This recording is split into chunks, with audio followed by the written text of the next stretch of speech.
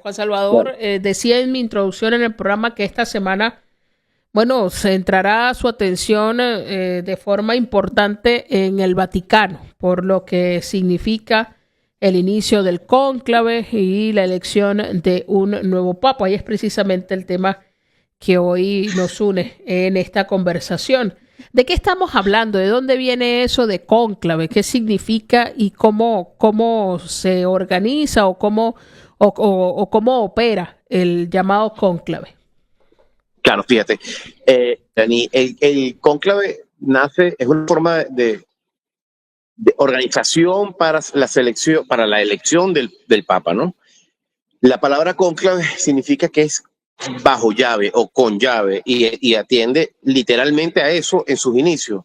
Eso es una bula de 1200, hace muchísimos años, pues no, hace 800 años atrás, se llamaba ubi peribulo, en caso de peligro, se llamó esa bula, entendiendo además que en aquellos momentos el cargo del Papa era una cosa importantísima para el mundo, para el mundo europeo, para el mundo entendido en términos de civilización occidental, pues, ¿no? Obviamente, evolucionando, ya no se tardan 3 meses en la elección de un papa, ni tiene que cerrarlos bajo llave estrictamente y tal. Hoy en día el cónclave es un proceso, como te comentaba al inicio, un proceso que establece todo el procedimiento para la selección del próximo papa, que es un procedimiento que atiende a muchas tradiciones, a muchas normas, pero básicamente, entendamos desde el punto de la fe, atendemos a un proceso donde los cardenales se propicia la llegada de un proceso de reflexión del Espíritu Santo y de iluminación y tal, para la selección del hombre más importante de la Iglesia Católica en términos de poder, digamos, de liderazgo, de poder y de guiatura de lo que debe ser una institución de 2000 años, pues, ¿no? Ahora, el 7 de mayo está previsto que se dé una misa y luego los cardenales irán a la Capilla Sixtina y ahí se encerrarán, ¿no? Hasta que el Espíritu sople y se pongan de acuerdo en las formas para que la gente que nos sigue a esta hora a través de la radio y la televisión y a través de las plataformas digitales lo pueda tener más claro. ¿Cuáles son como las formas, las normas de esa elección? Perfecto. ¿Cómo se da? ¿Cómo se participa? ¿Y qué es lo que tiene que pasar para que digan, listo, ya hay un papa? Perfecto, fíjate, vamos por partes. La misa, ¿quiénes son los miembros del cónclave? En el mundo, en la Iglesia Católica, que somos 1.400 millones de católicos, nada más existen unos 200 y pico, 200 cortos de número de cardenales. 200 personas son cardenales. Dentro de ese número de cardenales, nada más son electores y son elegibles al mismo tiempo los que tengan menos de 80 años. O sea, los cardenales menores de 80 años, y hago un paréntesis, aquí en Venezuela tenemos 2 cardenales en este momento, cosa que rara vez había ocurrido. Tenemos al cardenal Diego Padrón y al cardenal Baltasar Porras. Ninguno de los dos puede entrar en el cónclave porque son ambos mayores de 80 años. Entonces, de ese grupo de 200 y tantos cardenales, los que son menores de 80 años son 135 cardenales. O sea, la elección del Papa va a recaer sobre estos 135 electores, que a su vez son los únicos posibles elegibles. No sé si me explico. O sea, los que entran en ese salón, como tú bien dices, o sea, el 7 el cónclave comienza con una misa que se llama la Pro Eligendo Pontifice, o sea, la misa por la elección del Papa. Y luego de esa misa comienza la primera elección dentro de este grupo en la Capilla Sixtina, dentro de este grupo de 135 cardenales que son los electores y elegibles al mismo tiempo. Evidentemente, debe haber una mayoría, como en todo proceso de selección o de elección, que es la requerida para que pueda darse el nombramiento o la elección del pontífice. Tiene que ser las 2/3 partes de esos electores, es decir, 80 y tantos, 87, 88 cardenales son los que deberían pronunciarse unánimemente en favor de uno de los candidatos, ¿no? ¿Cómo funcionan los procesos de votación? El día de la misa, o sea, el 7 de mayo, después de la misa, habrá un proceso una ronda de elección, que es con una papeleta y una formalidad muy bonitas. Se ven en la película esta que está ahorita por ahí, Cónclaves, se hace muy bien. Unas fórmulas para decir, yo, cardenal fulano, decido y voto por fulano de tal para que sea papa, ¿no? Y luego se dan por cada día, o sea, eso es el 7, el 8 habrán 4 procesos de selección, 2 en la mañana y 2 en la tarde, y luego hay 3 días de procesos. Si no se decide en esas elecciones, hay 3 días de elección en esta en esta orden que estoy diciendo, o sea, de 2 en la mañana y 2 en la tarde. Si al tercer día no hay decisión todavía, eso no ha pasado en el siglo XX. O sea, en el siglo XX todo se ha decidido relativamente rápido. Así que te puedo poner ejemplos. Pío XII se decidió en 3 procesos de selección, o sea, en menos de 24 horas. Juan XXIII, sí fue un poquito más largo, fueron 11 rondas de selección. Luego Pablo VI fueron 4 rondas de selección. Luego Juan Pablo I fueron 4 rondas de selección también. Luego vino Karol Wojtyla, que fueron 8 rondas de selección, un poquito más complicado, un papa eslavo, polaco, tal. Luego vino Benedicto XVI, 4 rondas de selección, y Bergoglio 5. O sea que en líneas generales, en 2 o 3 días, siguiendo la tradición, debería haber, es decir, el 7, 8, 9, del 9 al 10, por ahí ya debería estar seleccionado el próximo papa, electo el próximo papa. ¿Qué pasa cuando se elige el nuevo papa? O sea, mientras, que es el famoso cuento de la fumata bianca, del humo blanco, ¿no? Se hace la quema de esas papeletas previas a las elecciones con unos productos químicos especiales que hace que salga un humo negro mientras no hay decisión, y cuando hay humo blanco significa que ya hay decisión y hay papa. Habemus papam, es la famosa frase que se dirá en ese momento en el balcón de la Plaza San Pedro, ¿no? El cónclave, que iniciará en un par de días, a partir del 7 de mayo, en el Vaticano, y tiene por misión única elegir al nuevo pontífice tras la muerte del Papa Francisco. Decíamos, Juan Salvador, mientras están las deliberaciones y se hacen estas rondas de votación hasta que se elija un nuevo papa,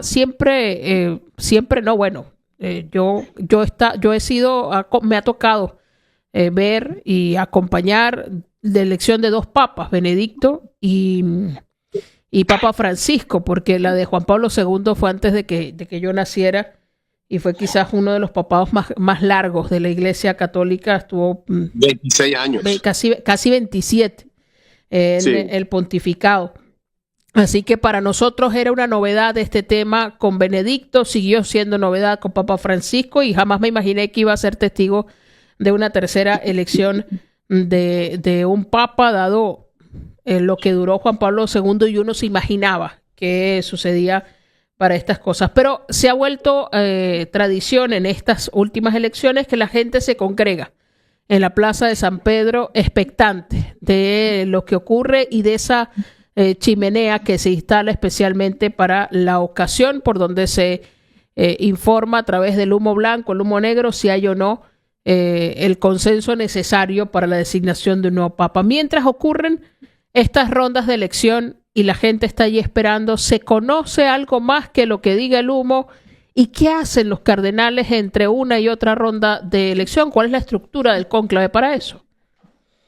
Fíjate, Iraní, no podemos olvidar, porque a veces uno, y sobre todo los medios, ¿no? Los medios, no es el caso ni de SIC ni de Fe y Alegría, pero los medios en líneas generales están entendiendo que esto es un proceso político de selección, y hay intrigas y cosas, y tú sabes, todo es un juego como facciones políticas y tendencias y tal. Lo primero que hay que dejar claro es que es un proceso religioso, y es un proceso religioso que en términos de fe se deja en las manos del Espíritu Santo. Es decir, no es que una paloma se posa sobre la cabeza, o sea, no es una cosa mágica, es una cosa espiritual, que es distinto, ¿no? Entonces, ¿qué significa que es una cosa espiritual y que es un proceso espiritual?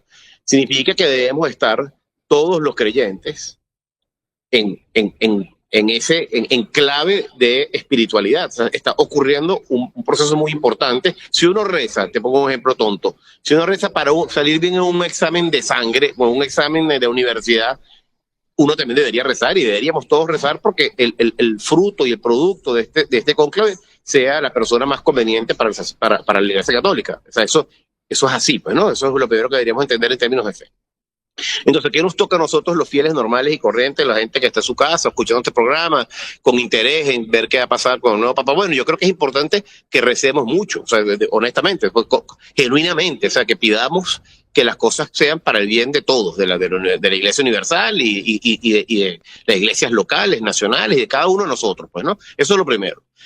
Lo segundo, como te comentaba al principio, el cónclave, si bien no es una cosa, no es que están castigados 135 cardenales porque no se ponen de acuerdo, lo que están es dándoseles un espacio propicio para la reflexión correcta y la reflexión, el discernimiento, la oración y para la toma de una decisión delicada. Entonces, por eso se habla de un cónclave, es decir, se dan las condiciones de espacio adecuadas y las condiciones de reunión adecuadas para que no se esté contaminando, no haya presión de medios, no haya presión de gente, no haya presión de políticos, porque por supuesto que en el fondo es un cargo importante, pues, ¿no? Y hay mucha gente que está detrás de enterarse de la noticia y tal. Pero efectivamente no sale noticia alguna, no hay noticia alguna de cómo va el proceso. O sea, no hay exit polls, ni hay anuncios, mira, va ganando fulano, va por aquí. Eso no existe. Eso uno se entera de esos resultados, suele ser siempre post elección del pontífice. O sea, uno supo que en la elección de Ratzinger el segundo fue Bergoglio. Uno supo que en la elección de Bergoglio él ya no era el favorito. Por eso todos esos cuentos uno se entera después, no se entera durante. O sea, eso no hay unos corresponsales, los corresponsales de CNN o de la revista que sea o el medio que sea, no tienen mayor información que la información. A ver, perdimos la comunicación. Ahí la tenemos de nuevo. Te escuchamos, te seguimos escuchando, Juan Salvador. En la Plaza San Pedro, ¿no? Entonces, bueno, ¿y qué hacen los cardenales entre votación y votación? Un proceso de reflexión y de oración también. O sea, eso está... yo creo que puede sonar ingenuo, pero es así. O sea, está la gente rezando allá adentro, los cardenales rezando. De hecho, si no se ponen de acuerdo rápidamente, hay incluso al tercer día, hay un día completo de oración y reflexión de los cardenales para retomar luego el volver a retomar el proceso de selección. O sea, es un proceso efectivamente entre seres humanos para la selección de un ser humano y tal, pero es un proceso espiritual.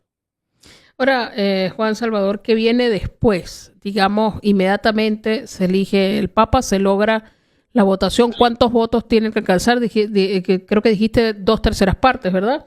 87 cardenales tienen que estar de acuerdo con la selección del mismo nombre, pues, ¿no? Al menos 87 o más. Ahora, 87 o más.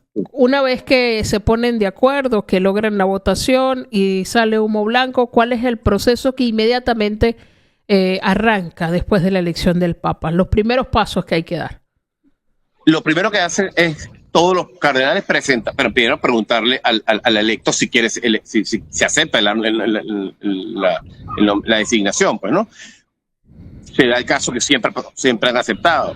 Y una vez que acepta esta nueva persona, este nuevo Papa, se anuncia públicamente en la Plaza San Pedro, en el balcón de la Plaza San Pedro, que en una forma latina, vemos Papa, tal, a todos los feligreses de la Iglesia Católica, se dice el nombre del nuevo Papa. No sé si se recuerdan esa escena del 2013 que sale el Papa, el cardenal Camerlengo y da el anuncio, y luego sale el Papa.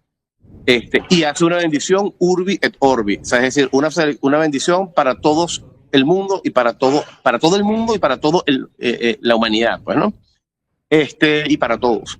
Entonces luego de ese proceso comienza el papado, pues el Papa, bueno, como un proceso de toma de posesión de un cargo de esa importancia, decide cuáles van a ser sus aposentos. O sea, el Papa Francisco cambió de aposento, vivía en Santa Marta, que no necesariamente había sido una residencia pontificia, sino vivía propiamente en el Vaticano. O sea, es decir, y comienza un proceso de organización y de toma de posesión de las situaciones pendientes, pues, ¿no? Dentro de esos asuntos pendientes, para el caso venezolano en particular, es importante y tiene especial importancia y de relevancia la convocatoria de un consistorio para la fecha exacta del acto de la canonización tanto de Carmen Rendiles como de José Gregorio Hernández. Eso está pendiente para el próximo Papa que venga, pues, ¿no?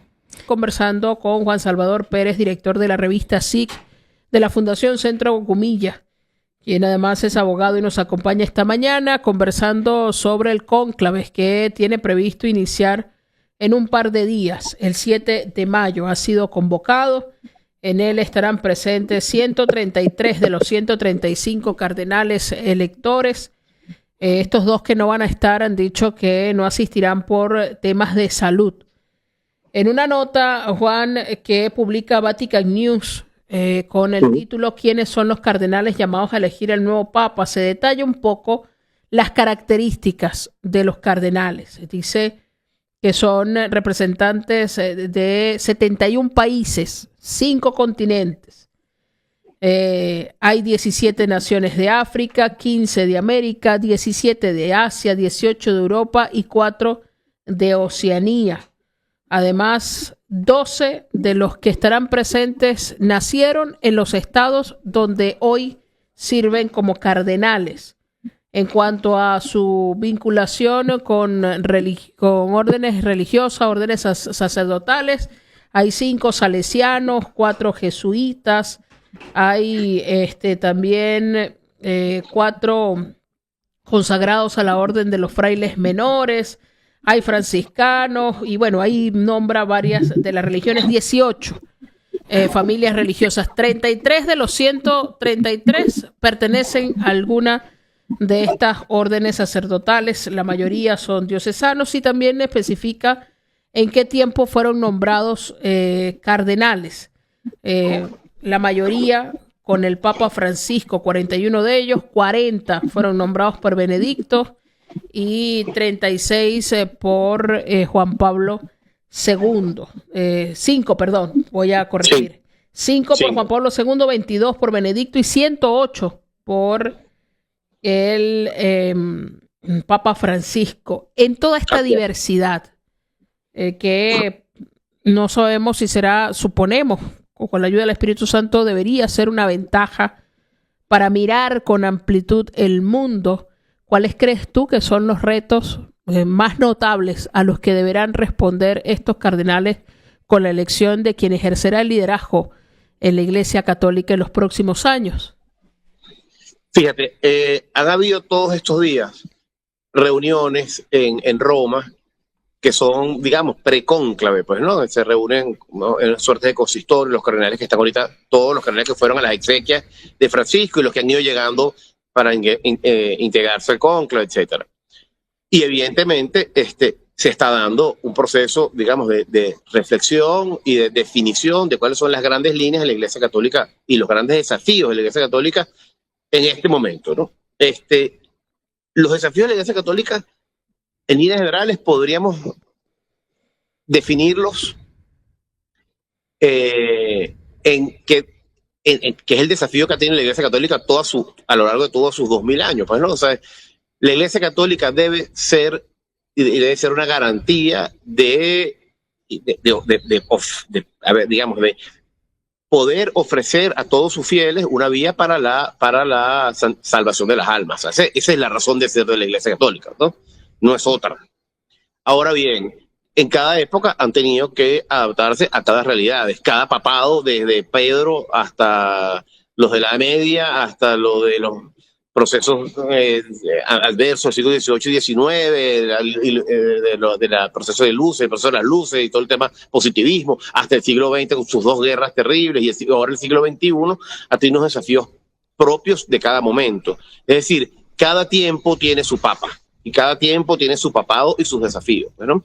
Hoy en día, yo creo que está, para poder ir a puntos más aterrizados, yo creo que el principal tema que tiene hoy la Iglesia Católica en este tiempo actual nuestro es cómo dar mensajes, cómo llegar el mensaje de central del amor de Cristo y del amor entre los hombres en tiempos de redes sociales, en tiempos de vertiginosa consumo de información, de mucha información, donde además todos los muchachos y toda la gente tiene cada día más acceso a informaciones no verificadas. O sea, ahí tienes un problema de comunicación importante. Estamos hablando de que la Iglesia Católica desde su inicio ha sido, o sea, sin comunicación, o sea, sin el proceso de comunicación y de pasar mensajes, no hubiese Iglesia Católica. O sea, uno todavía los domingos en misa siempre lees las cartas de San Pablo a los Corintios, las cartas, no sé qué, o sea, siempre ha habido un proceso epistolar, pues, comunicacional, en el proceso de la propagación de la fe. Y eso debe continuarse, pero debe continuarse entendiendo cómo son los procesos. Hoy es imposible mandar una carta a los Corintios. Hoy en día tienes que mandar un Instagram o un TikTok o un proceso de las nuevas redes que irán saliendo, pues, ¿no? Eso es un primer desafío. El segundo desafío, que a mí me parece además muy bonito lo que está sucediendo, te decía al principio que la Iglesia Católica hoy en día somos 1.400 millones de feligreses y ha habido un aumento. O sea, la Iglesia Católica viene en aumento, muy a pesar de lo que dicen los apocalípticos, de que la gente no cree en nada, la gente cree menos. Eso es absolutamente falso por los estudios de opinión comprobados, ¿no? O sea, los estudios de opinión mundiales te dicen que los seres humanos cada vez creen más, cada vez quieren creer más. Entonces, en un proceso donde hay una apertura a las creencias, a la fe, yo creo que es necesario que la Iglesia Católica sepa entender cuál es ese clamor de las personas que requieren hoy en día de aumento de la fe y que sea propiamente un medio propicio para ello, pues, ¿no?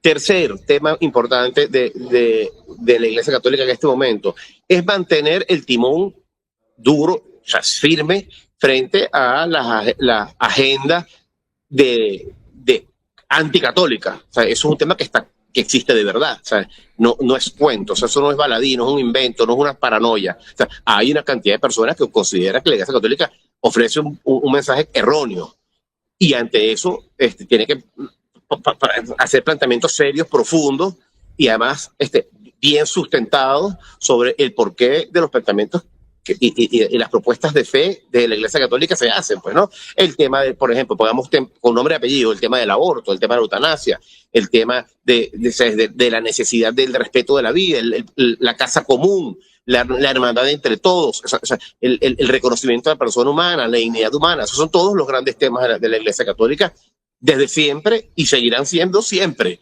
Pero ahora, cómo esos temas se ofrecen hoy en día en el debate de la sociedad hoy en día, pues, ¿no?